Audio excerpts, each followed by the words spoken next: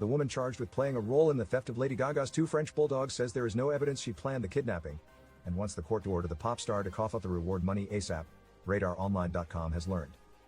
According to court documents obtained by RadarOnline.com, Jennifer McBridge has fired back at Gaga's attempt to dismiss her lawsuit over the unpaid $500,000 reward.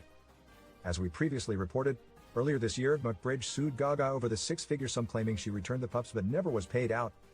In the lawsuit, she claimed Gaga offered the money no questions asked back in 2021 after her dogs Koji and Gustav were stolen from her dog walker Ryan at gunpoint.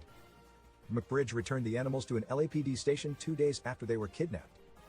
The woman was later charged in connection with the scheme.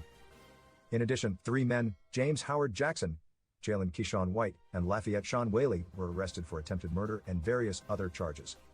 Prosecutors accused her of receiving stolen property and being an accessory to the crime after the fact. Sources claimed McBride was dating a relative of one of the men involved in the armed theft. McBridge pled no contest to the one count. She was sentenced to 2 years probation. Her lawyer claims his client had absolutely no involvement in the theft of the dogs. She loves dogs and was glad to participate in their safe return. She is legally entitled to and deserves the reward. As we first reported, Gaga recently demanded the entire case be thrown out of court.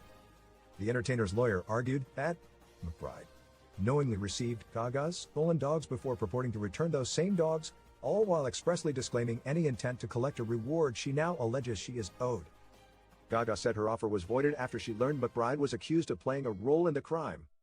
She argued McBride was convicted for her participation in the conspiracy to steal Gaga's dogs, so she cannot now recover under a purported contract for the return of those same stolen dogs.